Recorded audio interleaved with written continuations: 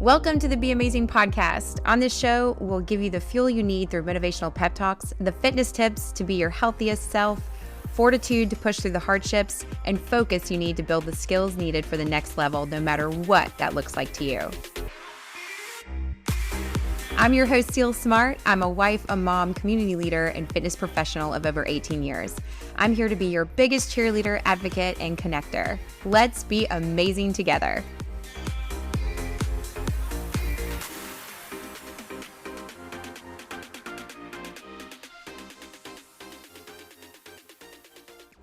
Hi, everyone. Welcome to the Be Amazing podcast. I am here with my guest today, Nicole Milone. Welcome. Hi. I am so excited for this because you are a ball of energy. Actually, you make me feel like I don't have any at all when I talk to you. I'm like, you are so full of good energy. That's why I was so looking forward to the conversation, because I knew it was going to be almost like a tennis match as far as good vibes back and forth. And sharing your story, because there's so much to it. So before we kind of jump into the depth of your story, give us a little bit of background about who you are as a person, as what you do, all the things. Yeah. Well, first and foremost, I'm a wife. So my husband and I have been married for 25 years, or together 25 years, married 20, excuse me. I have two wonderful children. I have a daughter, Mateo, and I also have a daughter, Oriana, and both of them are very active in either musical theater or cheerleading. And so they keep us busy now with their activities. Very happy to have them back at school. We're always busy with our kids or busy with work. And I love sitting outside, enjoying this wonderful fall weather that we're having. And then, spending time with my family is really the things that bring me joy, and always my friends, because I love learning, meeting new people and connecting people. It's just, I really find, I call it my superpower, but it's really where I find my joy and my energy is figuring out how I can help people be better at what they do by connecting them with other people around that I know. It's really just my jam. Yeah, I love that so much too, because it's part of being part of community. Community has Yeah. been that's just been my thing, always being connected with people, finding ways that we can work together. Same thing, I share that same passion, and sometimes it's hard because you think everybody thinks that way, and that's not always the case, and they look at you Not at what do all. you mean, how do you know so and so, and you can connect me to so and so, but that's a real thing. I feel very strongly about that too. Yeah, absolutely. I always tell people, you need someone, you call me. And they're like, "Oh, I don't want to bother you." I'm like, "No, seriously. I have 5 or 6 of them. I will give you whatever you need." And so now my community does that. They're like, "Oh, just ask Nicole." I'm I like, love that. "Yes. What brings you, and Just it ask doesn't, me." yeah, and it just brings you joy. It just, Yes. there's a level of joy that comes with that, that's very genuine and from a very sincere place. That's So right. It's helping. yeah, Yeah. it is. And Mhm. I think that's, at the end of the day, that's what it is. You're helping someone else. And I feel Yep. like goes very much in line with what you do professionally in the financial industry, which Yeah. I want to know, and I'm curious, how did you even get into financial industry? Because you don't strike me as the personality, and I don't, just as the personality of that would be your jam, but it totally is. Oh, yeah. So it's a really long story, but I'll make it super short. I really started in banking, believe it or not. I started in as a teller just in college, but I went to the bank because my ultimate goal was First Union at the time did a commercial associates program for college graduates. So you would come in, they would train you in an official program, and then you would get a job and you would go wherever they sent you in the country. And that sounded so cool to me. I like commercial lending. That's what I wanted to do as my profession and did for several years. So it was about, figuring out what I wanted to do. And I didn't care where I lived. I was young. I was all by myself. I did whatever I wanted to do. That has been one of my things growing up. I've always been independent. My mother told me at age 2, I told her, no, I wash my hair. I wouldn't let her do it. And that only grew as I got older. So I've always kind of provided for myself and just gone off and done whatever I wanted. So I did that with after school. I got into the commercial associates program. I graduated from that. I worked in the commercial side of the bank doing lending, and then I got a little frustrated, and because people didn't understand why we did what we did, and if we said no, it was my fault. Well, it wasn't really my fault. They didn't meet the guidelines or didn't have the cash flow. And that's really what got me into thinking more into what I do today. Is cash flow intrigued me.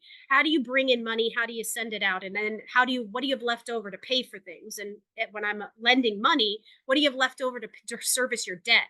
So digging into financials and all, I love investigating. Like some days I think I should have maybe gone to the FBI or something, because give me a puzzle and let me figure it all out. That brings me joy. So I ended up doing various different jobs throughout the bank and the commercial side. And my husband and I met my business partner and as our financial advisor, and she just saw something in me one day and was like, someday I want you to come work for me. And I told her, you're crazy, lady. I'm not going to be a financial advisor.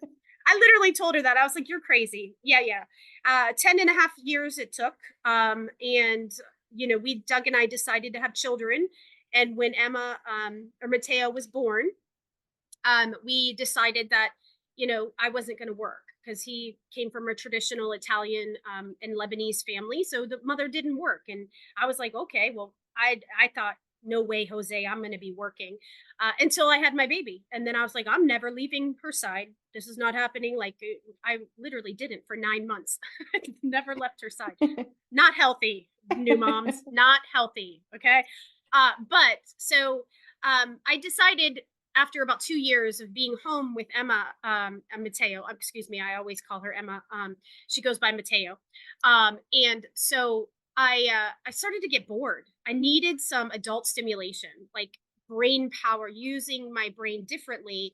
And that's when I called Debbie, was my partner, and I said, could I come and get to start to understand the business? Do you need help on the side? Do you need this? And she's like, yeah, come on, like come do projects. I worked 10 hours a week. I didn't work a lot, but it allowed me while Mateo was napping, I could do, do something that added value to me, and obviously to Debbie as well in the company. So I learned the business from the bottom up. I always say, I started in the mailroom or whatever.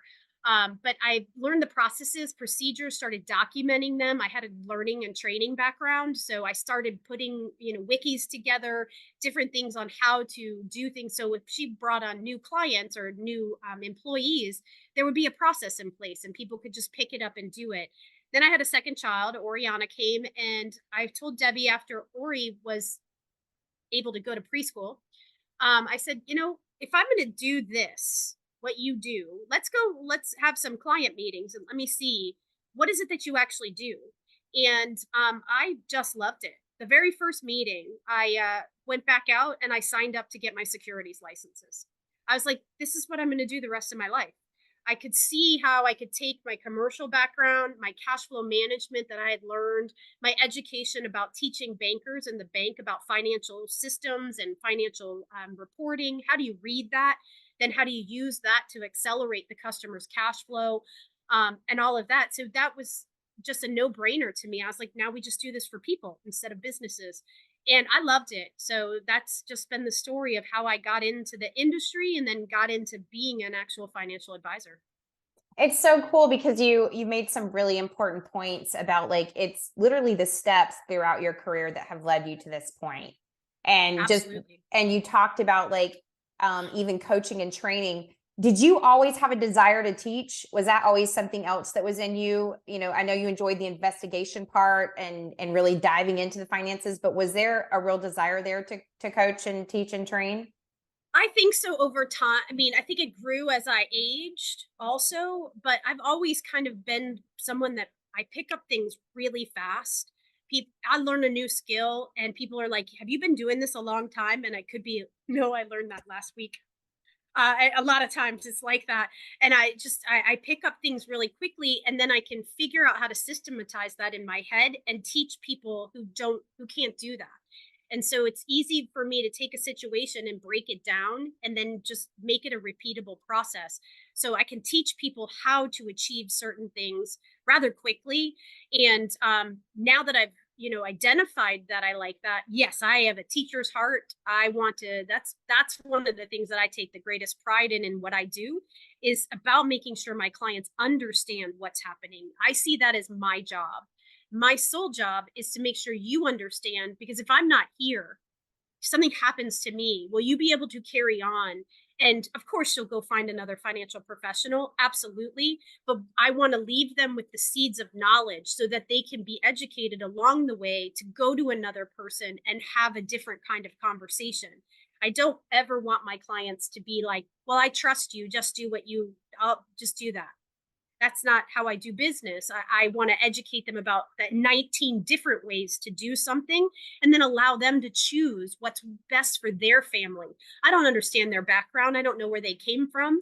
I don't know what all those things that are, all of those different things that are weighing on them to make a decision. So I just like to educate them about all the options so that they can make their best decision, and then I can coach them through that. So I think that's where my teacher's heart comes from. And I just have learned to continue to grow that as I age and get older. It's where I find Well, joy too. I was going to say, I think that that's something very special about you, is that you do have that desire to keep to coach and educate, instead of just like taking it, doing it, move on, and there's something really important with that, because I'm the same way. I believe that you want people to have the same tools, to be able to do it themselves. I did the same way with fitness when I was a coach and trainer. It was always about educating somebody on how to get into the best physical shape for them, and not Yeah. just me, constantly pushing things at them, but like involving them in the process, and having those moments of where you really do coach someone, and help them get to that place of success and what they want to achieve for themselves. So it's funny, like I always like throw things back to fitness, kind of like to Yep. align it, but I feel very much that you're doing the same thing, but instead of it being, fitness itself, it's like financial fitness. So Yeah. I think it's awesome. And, Absolutely. Thank you. and yeah, and I love that it brings you so much joy. What's the most exciting part for you when you're working with someone? Is it when they get to a certain place, or is it when they've grabbed the knowledge, or what is it for you when you're working with clients? Like, what is it that excites you the most? I love a good challenge. So Doug and I were actually just talking about this morning. Is he's like, you really enjoy those hard cases, like the really intricate. Like I was like, yeah, because I like to learn.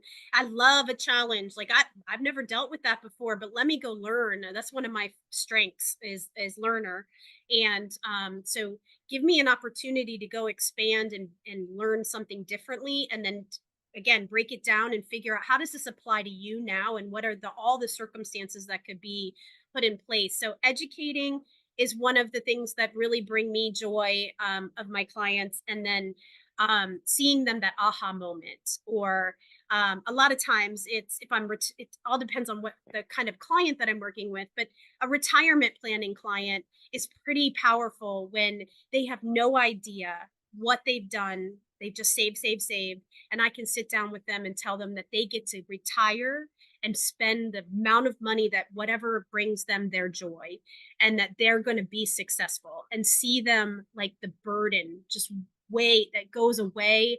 They're happy. I've had some people skip outside of my office, out the door, like, so I'm going to retire. I'm going to retire. Like they had no idea that they could retire. And so just that is so joyful to help someone through a situation where they don't know that they have options and an outcome that could be positive for them. So taking that information that I have and then applying it to their situation. And if I don't know the answer, I tell them I don't know the answer. But again, I love learning. So let's go find the partners that we need to help us through this situation, and let's learn through it together. And I think that's so important about my personal integrity is I'm not going to bullshit. It's just not who I am. But I want to do what's in your best interest. That's so important to me because that joy that I see in my clients is what brings me the best joy, the ultimate joy. Or we plan several years saving for your kid to go to college, and they get a scholarship. Holy cow, you now have $50,000 you don't know what to do with, right? Go on a great family vacation, or do you want to leave it to your child as a graduation gift? Like, you did all of this, just, but the joy that brings them, the pride, first off, for getting a scholarship that they have in their child, but then they have all these options that are available to them that they never dreamed of because they thought they were going to have to spend that money. So it's just those fun that's fun to me. That's so exciting, and I love a challenge, like I said. So bring me a challenge and let me help you figure it out. And then if we can't, man, I sit there with you too, and it's heartbreaking, but we do our best. In most cases, we find solutions.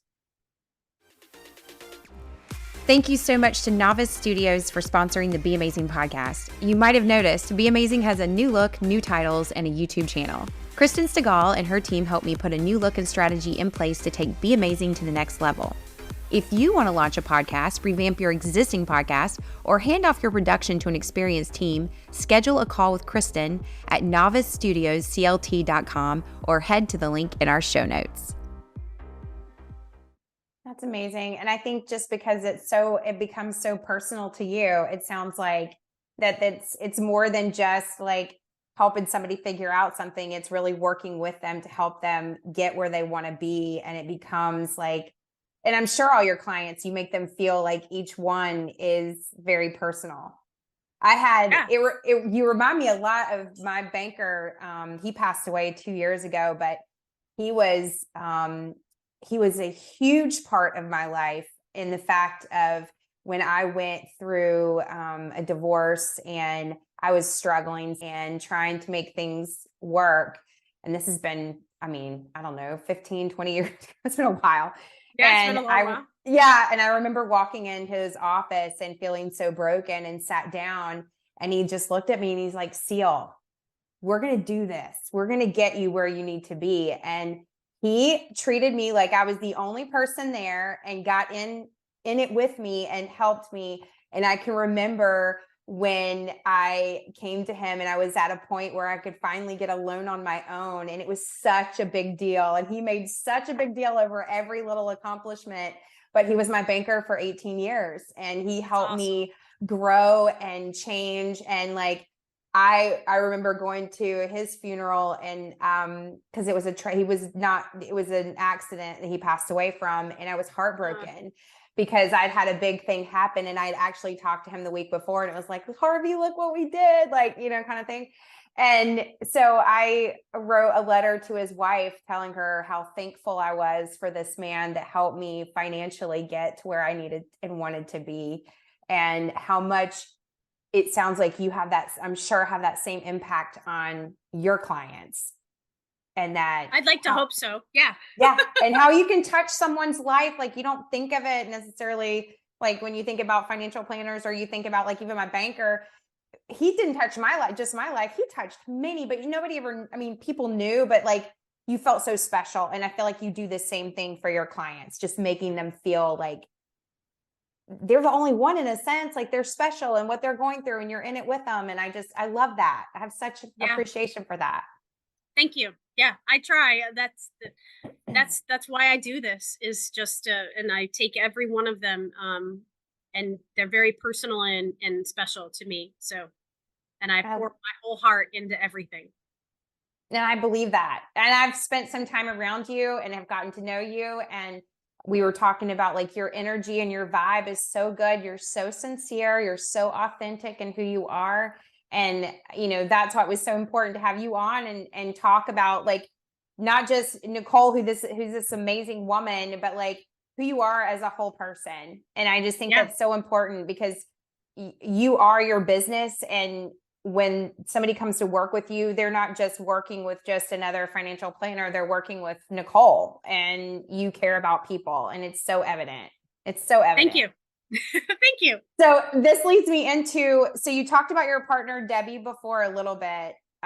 You came to work for her in Charlotte. You worked from the ground up over the past, I want to say it's been a year, maybe it's been a year and a half since everything. 18 months. Yeah. Okay. So there was a big change. And how has that, like, tell us a little bit about that story and like how that, has changed your life at this point.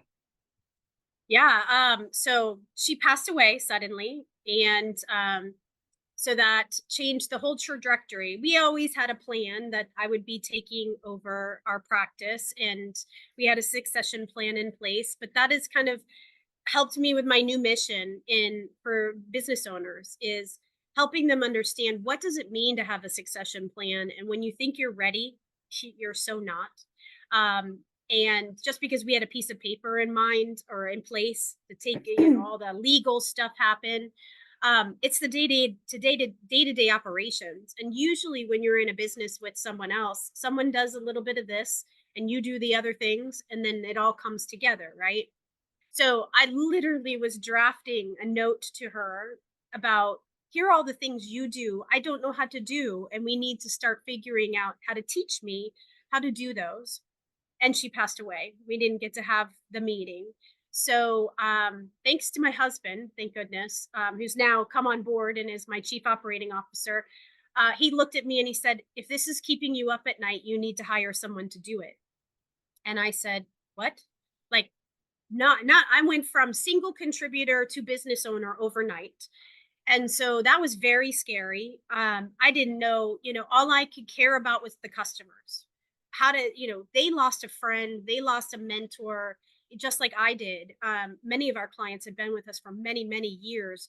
So I needed to take care of all of them. So what we did was we took care of all of that business stuff and got someone to help us do that so that I could focus on the clients. And that's what I did. That's what got me through it, was just making sure everyone knew we had a continuity plan in place. She knew we were getting into the process of her. She started introducing me to many of her clients so that they would know the succession, that she had taught me all the things I needed to know over the last 12 years that we were together. And that everything would be okay if something happened to her. So we had already kind of started that, but I knew I needed to carry that on. So really letting the clients know that we were going to continue as is. We still had our existing team in place, so nothing was really changing other than the absence of Debbie, which was, devastating and hard. But just carrying on and persevering. I had a team of people that I had to continue to support. So I had to move forward. That I didn't see it as an option, whether I wanted it that way or not. This is what we had decided we were going to do. Now I just needed to carry on. Um, then you figure out along the way. And I think that's kind of some of the most powerful part about being a small business owner is the way you can pivot, you can make a quick decision, or you can decide not to change at all because that's not who you are. And it might be the right decision, but it's not what you want to do. I love all of those options. And that has been what I've learned. I didn't really anticipate being a leader. I've been a natural leader, but I've never been given the skill sets to really learn how to encourage and really be what I consider a stand-up leader. I've had to learn that over the last 18 months. I've had some good coaches to help me do that. And I think it's all about, like you said, I try to stay true to myself and just be as authentic as I can. And if I can't do it or I don't know how to do it, I'm just honest and say, you know what, but we'll figure out a way through this. We've got to figure out a way to continue to be successful at all times, and just being authentic and truthful with your client. I don't know this situation. I've never been here before, but I will put all of my effort into figuring out how to do that. And I had to do that becoming a business owner as well. I wrote a list of all the things I didn't know how to do on top of the list I already had. And we just worked through it over the last 18 months.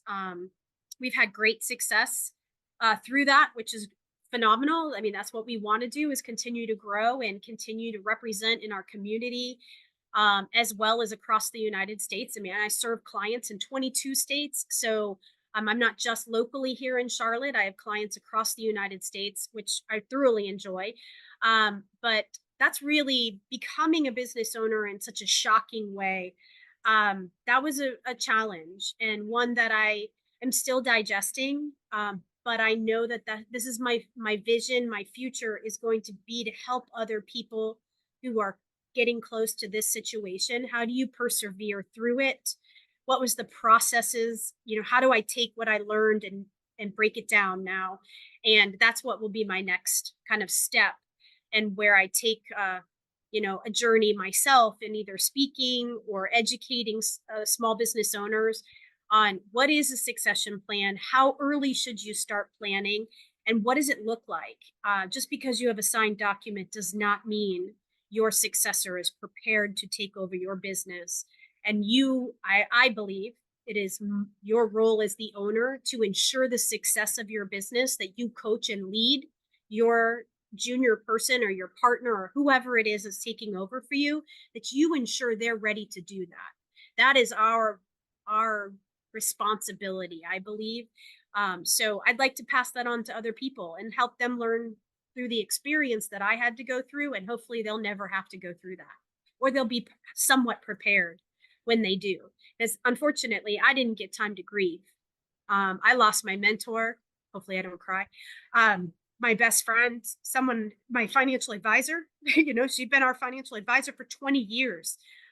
Someone we trusted and talked about all of our dreams and aspirations. So I didn't get to go through that. I didn't get the chance because I had to go to instant business owner and work through it. So hopefully I go through a lot of therapy and to talk through it and try to get through it. And I think it'll sit with me for many years. But I want people to be able to have that space so that they can work through those items that come with losing someone so close to you. Yeah, I think what you're saying about, that was my question for you was, how did you grieve through that? And obviously you just said that you didn't, that you just picked up and moved forward and went on. And is there something, I know you just explained a little bit about Debbie and who she was to you, but is there something about her that you would share about her that you just love so much about her, as far as, like, I know you're carrying on the legacy of what she built, but is there something else about her that you'd want to share? Oh yeah, she was just a trailblazing woman in financial services.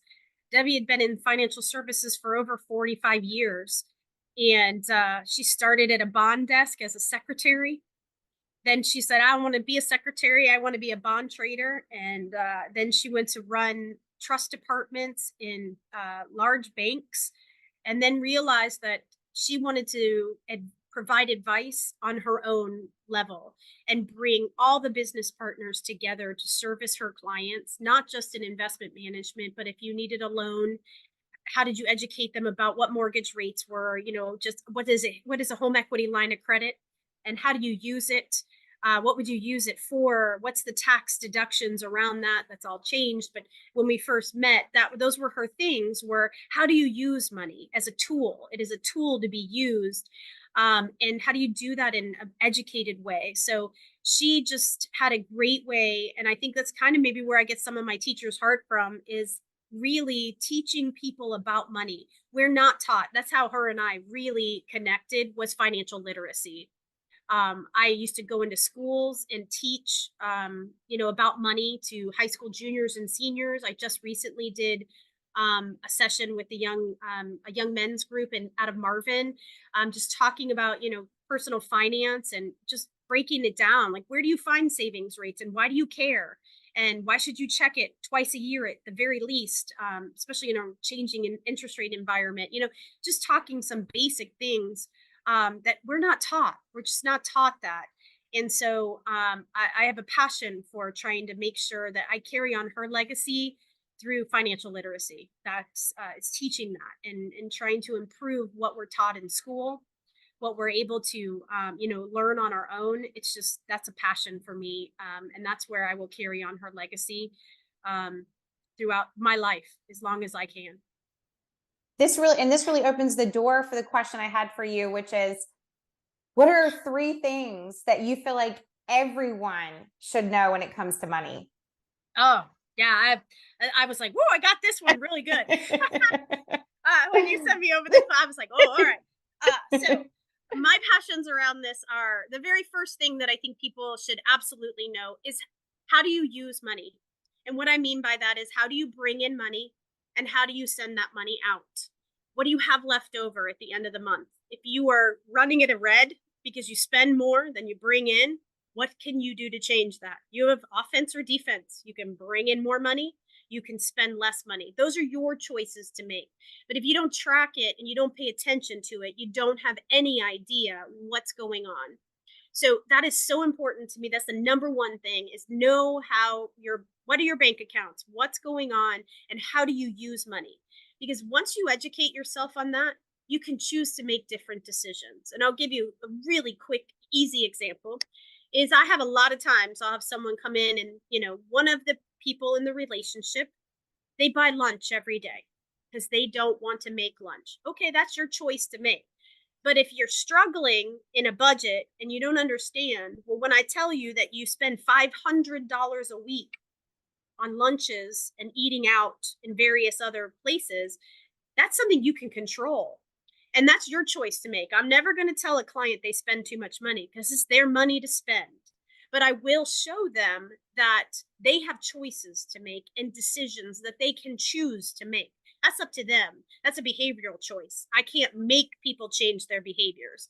What I can do is educate you about that and let you choose. So, understanding how you use your money, and our Starbucks runs, that's great that you love Starbucks, but could you do maybe one less $5 coffee a week, that you could put that $5 towards your future, or put that towards your vacation budget because you really want to take a vacation? Whatever those answers are, those are very simplistic cases. I have much bigger ones. We used to have a client who was a ballroom dancer. I don't know if anybody knows, being a ballroom dancer is very pricey. Those costumes they wear, you have to travel to your competitions, all that other stuff. But that was her lifestyle. That was not a negotiable for her. That must be built into her budget, or her retirement budget at the time. So that, we have those kinds of conversations. That is what I do for my clients. That's a non-negotiable. I get you. We're going to make that happen for you. But here's the things that you can make different choices on if you should want to do that or need to do that, depending on your financial situation. So knowing how you use money is the number one thing. Number two is to have an emergency fund. I know people talk about this all over the place, but when you're going through crisis, you need to know that you just have a place where you can go grab a pot of money and not worry about what's going on in your life. Just get it done. You can fill that pot of money back up when you need to.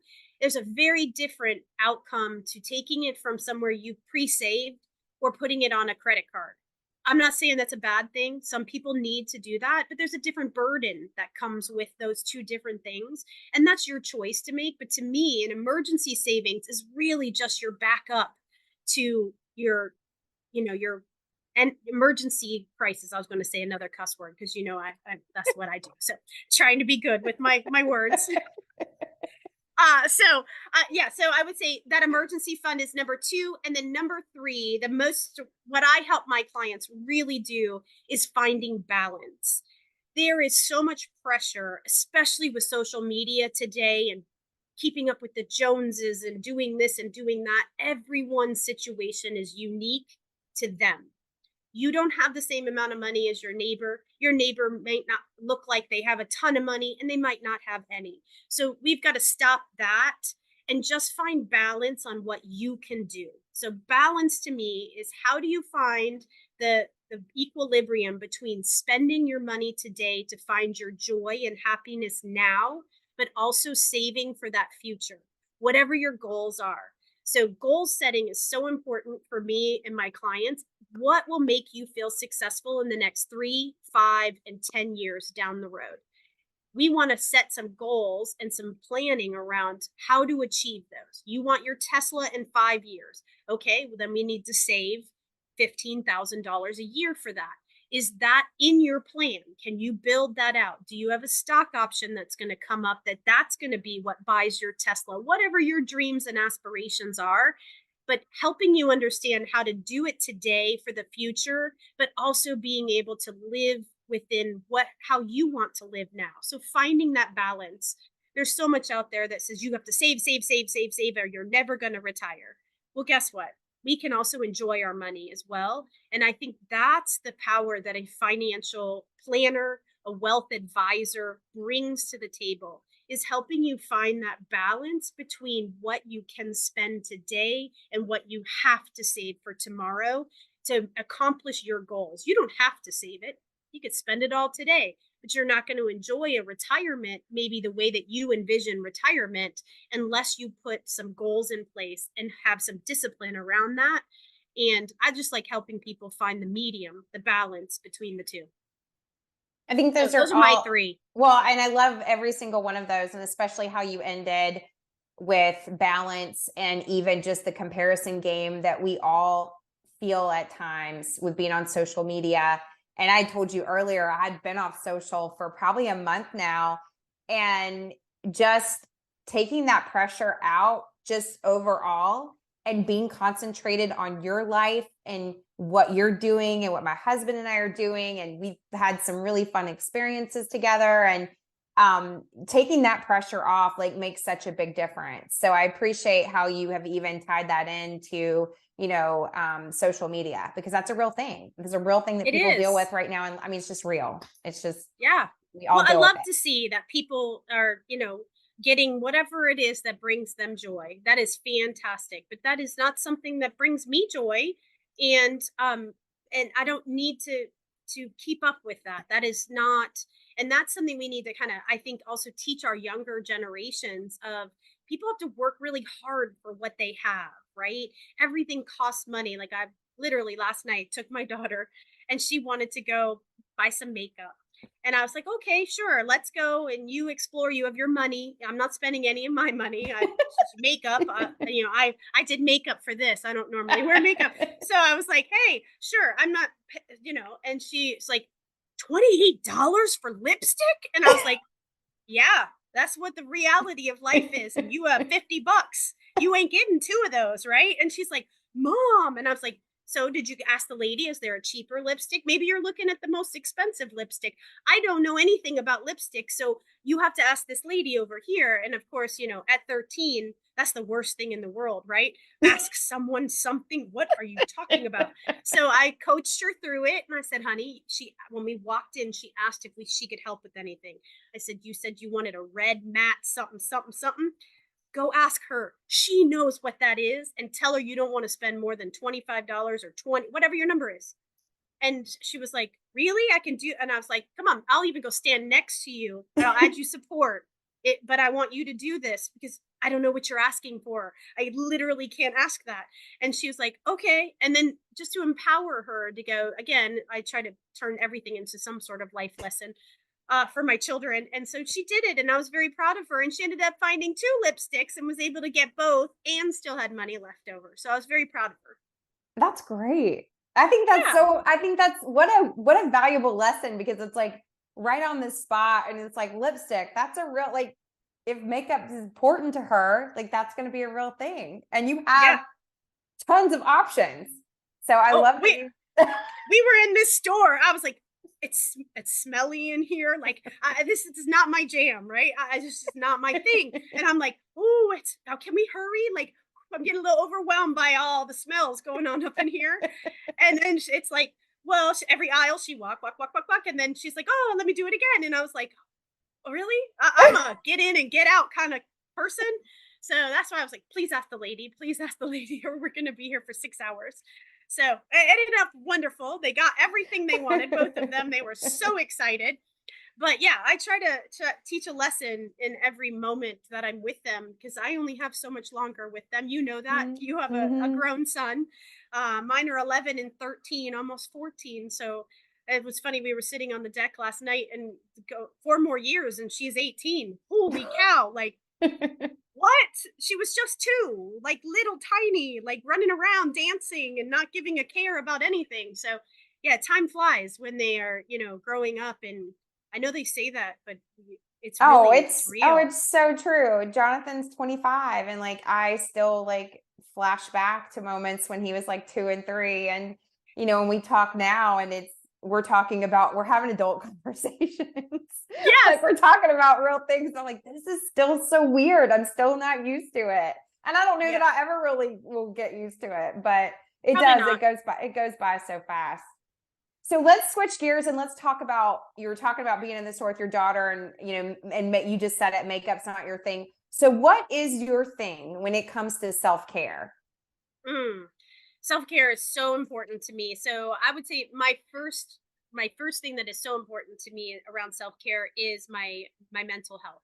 So therapy is so important to me, especially after the last 18 months. So self-care for me, I see a therapist who I talk with that just helps me look at the world objectively, or my world objectively. I also do a lot of work around emotional intelligence and EQ training. I have a emotional intelligence coach as well, because I want to be the best leader that I can. And I know there's a very big difference between, what you're planning or trying to say and the way it lands on someone, your impact on people. I want to be very aware of that because I'm all about trying to be the best human being that I can be. So, and then of course, I'm a exercise. I like to exercise occasionally. Not my jam. I did find pickleball is. I'm liking pickleball a Pickleball is lot. fun. Yes, it's not tennis, that is for sure, because I do not like tennis. I tried to do tennis with Mateo. Um, Pickleball is good, but I like to really massage therapy is kind of my other self-care. So is just trying to relax and center yourself. Life is a marathon, and I think right now today in society we run it like it's a sprint, and we put all of our energy and then drain it all. And as you said, I have a lot of energy, and in order to keep that energy level where it needs to be, I have to find peace and center myself. And so I've worked really hard to figure out what that is, and to me it's mental serenity, mental peace, making sure you're good in your own head, and your that ticker tape that's going on internally is positive. um, if you're going to manifest things, you got to have positivity. It follows you. So being positive about everything, and trying to get that negativity out of your life, and being healthy mentally, and then finding whatever works for you physically. Our bodies are meant to move. So this sedentary lifestyle that we kind of get into with computers and everything, we got to take care of our bodies and move them. So finding what brings you joy in that. And to me right now, pickleball seems to be bringing me some joy. And, and then going for walks. My husband and I used to do that. Everyone used to be, oh, you're that family that walks with their kids. Yes, we are. Every day we walk 3.5 miles. We not in the summertime, so we're excited that the fall is coming and we'll be able to get out and start walking again. And that's really our time to connect. So that's a great relationship kind of personal thing for us. Is this is where we can connect and still being exercising, and not have the pressures of all the other things around us. That it's a great connection time for us. Yeah, it's the same for my husband and I because even though we'll go to the gym, we don't talk when we're there. We're doing our own thing, but we'll find time like probably twice a week to go for a walk. And really, a lot of times it turns into a walk and talk. So that's where we discuss like, we really do get to connect without all the out other things, phones ringing Yeah, or other things that can be distracting. So I love that for movement, and I think it's so important. It is about movement, and it is about finding what brings you joy and finding what feels good for you. yeah, There's been a lot of times people have felt pressure, even around. People always talk to me when they talk about fitness, and they get real nervous, like, "Well, I'm gonna get, and and I'm like, it doesn't matter. You move for you. You do what feels good to you. It doesn't what works for you doesn't work for me. That's okay. yeah. It's just move in the way that best fits you, your lifestyle, And at the end of the day, really, it is about mental health. I was telling a friend the other day, she'd text me and she's like, I'm going back, I'm starting back. And she's like, I really know it's more about my mental health. And I was like, absolutely. I run for my mental health. I don't run because I'm running is like everything I want to do. I run because it's the one time I can clear my head and reset. And so for me, that's been a real game changer. And then again, with mental health, like pulling off of social, getting quiet, like I'm like you, I have lots of energy and I go wide open and I will go 100 miles Yes. an hour, but I will do it I did it for the first 7 months of this year. And then you just hit a place where, if I don't unplug now, like I'm not going to have anything left for anyone. Um, Yeah. and especially for myself. So I had to do that. So I appreciate you sharing that in, because that is, I feel strongly about that too. The mental health side is Yeah. so important. Absolutely. So with that, do you have, because you were talking about positive and like fueling yourself with positive, do you have a quote or a song? Is there something that you're leaning into right now? Yes. So I actually have two, but I'll give the one that I wrote down. So because another one just kind of came to my mind. But I'm a big Maya Angelou fan, and so she has a quote that says, "Do your best until you know better, and then do better, and improve, and then do better." And it's like just really seek to always be your best and learn and grow, and tomorrow's a new day and you can be better tomorrow and make better choices and learn from your mistakes. Try to teach my children that every day, because as a kid making mistakes seems like such a dramatic thing. And we all make mistakes, so let's just talk about what could you learn from that experience, and let's move on. Let's put it past us, it's in the past, and let's learn and do differently. And then the other thing that we teach our children every day, that we try to, is do the right thing even when no one's looking. And that's what we teach our children. And that's, to me, is so important, especially in my industry. You know, Mm-hmm. the stigma that comes with being a wealth advisor, financial advisor, whatever you want to call us. Just doing the right thing. Do what's in the best interest of your clients and what's in the best interest of your community. And people will see that in your work, in your acts. And that's really important to me.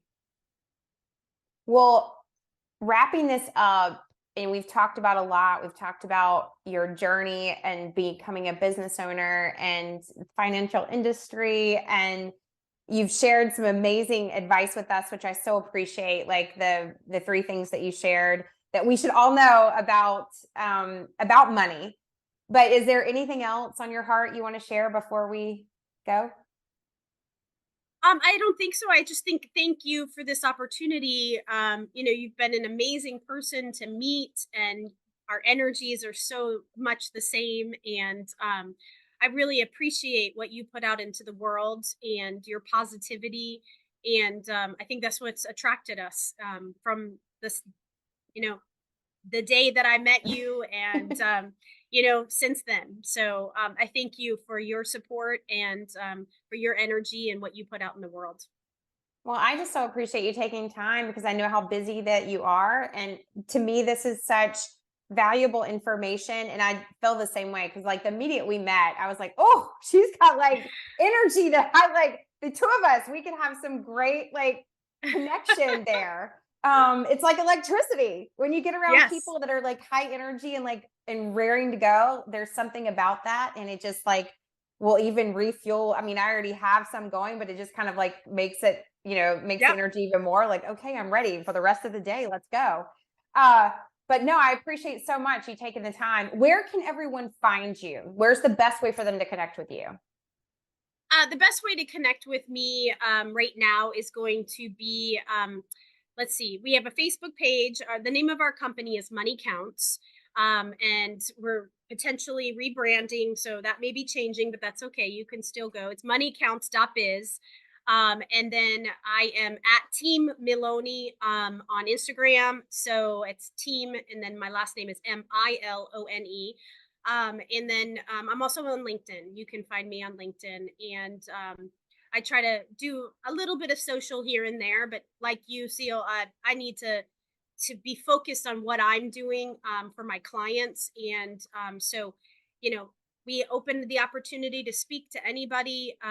We are a team of all females, minus my husband, who's the operations officer, right? But I have two other female financial advisors, and then a business development officer.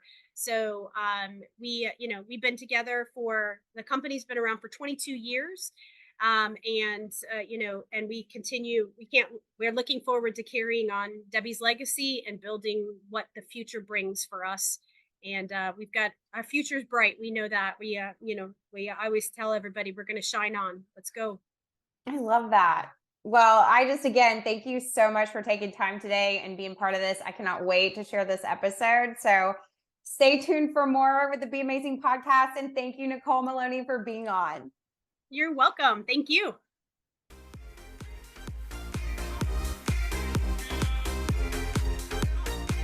Thank you so much for listening to the Be Amazing podcast. If you enjoyed this episode, please send it to someone who inspires you so they can feel amazing too. If you want to help us reach new listeners, please leave us a review on Apple Podcasts. Don't forget, you can find the video versions of our episodes on YouTube. Follow us on Instagram at the Be Amazing Podcast or DM me at Cel Smart. I'll see you in the next episode.